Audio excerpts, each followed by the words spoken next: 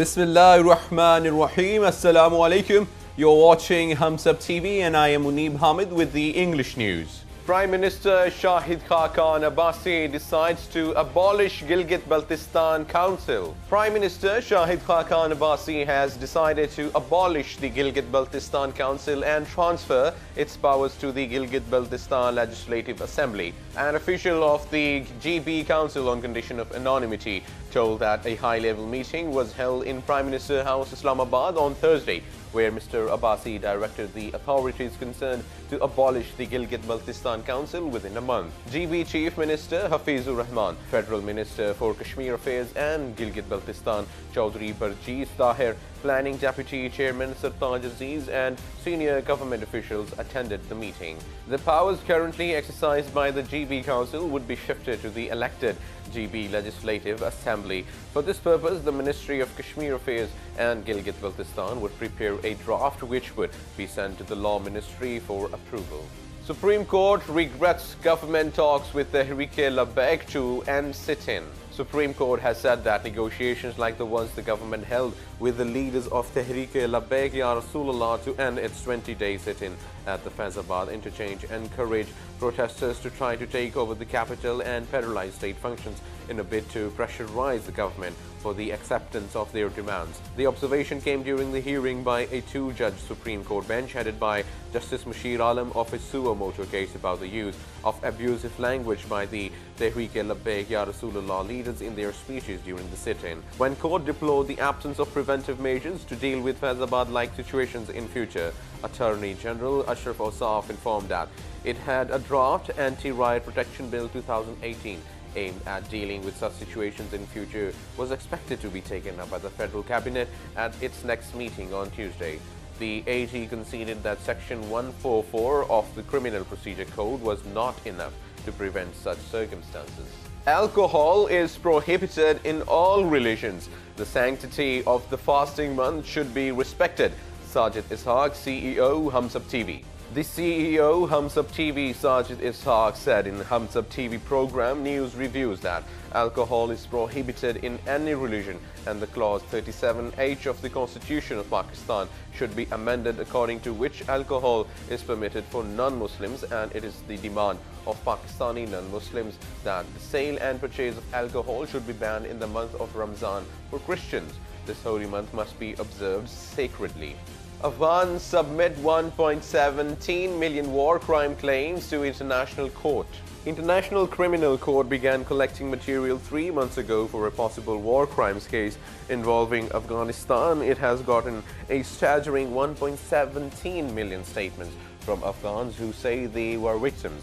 The statements include accounts of alleged atrocities not only by groups like the Taliban and the militant Islamic State group, but also involving Afghan security forces and government-affiliated warlords, the US-led coalition, and foreign and domestic spy agencies, said Abdul Wadud Pedram of the Human Rights and Eradication of Violence Organization.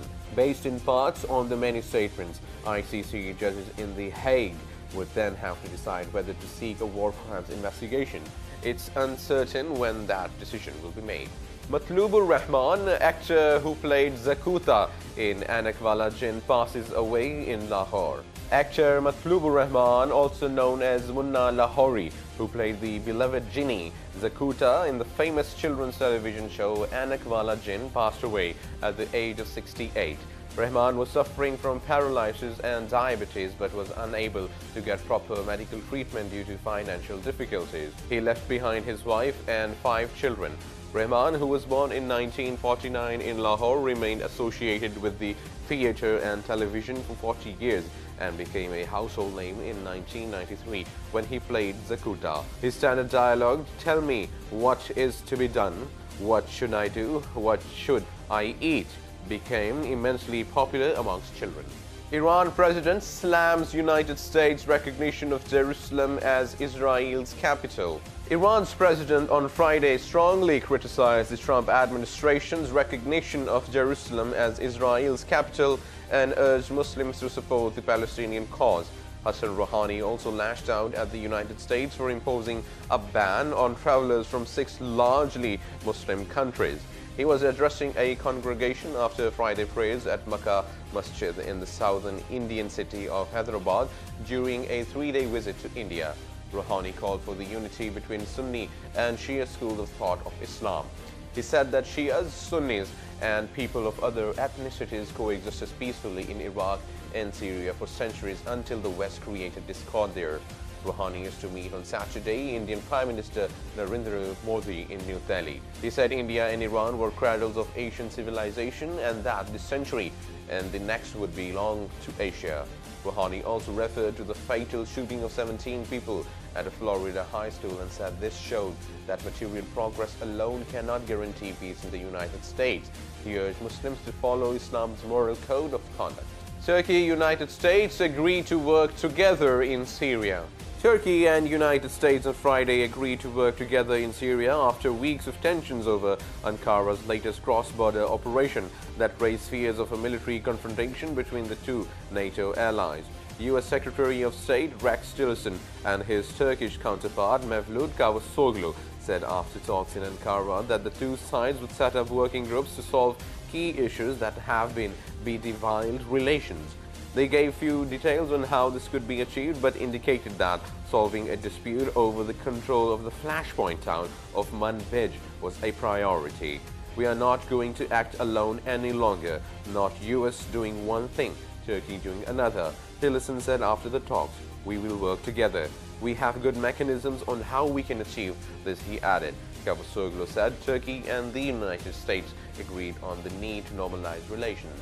United States-led forces killed, hurt 300 Russians in Syria. About 300 men working for Kremlin-linked Russian private military firm were killed or injured by US-led coalition forces in Syria last week, sources told.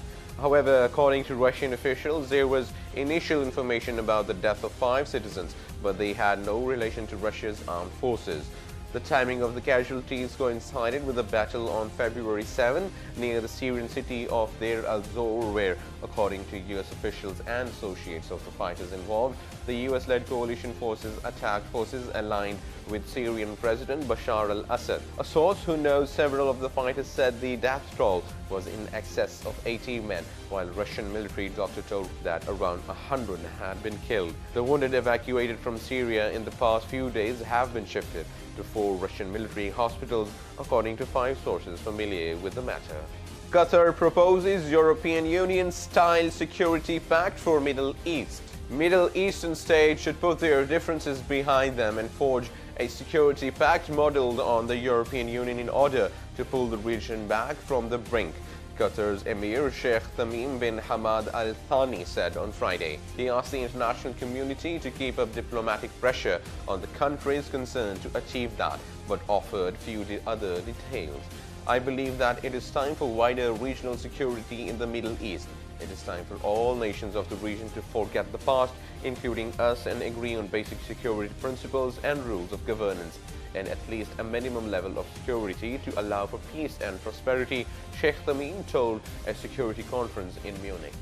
And now the sports news. Napoli went down 3-1 at home to RB Leipzig. Arsenal and AC Milan enjoyed comfortable away wins, and Borussia Dortmund's Michy Batshuayi scored twice to secure a 3-2 victory in the first leg of their Europa League last 32 ties on Thursday. Serie A leaders Napoli went ahead against Leipzig but slammed to a 3-1 defeat after a Timo Werner brace. Arsenal overcame Sweden's Ostersunds 3-0, held by an own goal, and Milan won by the same score against Bulgarian champions Ludo Goretz Razgrad.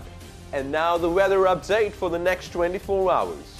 Mainly cold and dry weather is expected in most parts of the country. And that is the end of the news. For more news and analyses, please keep watching Humsab TV. Take care.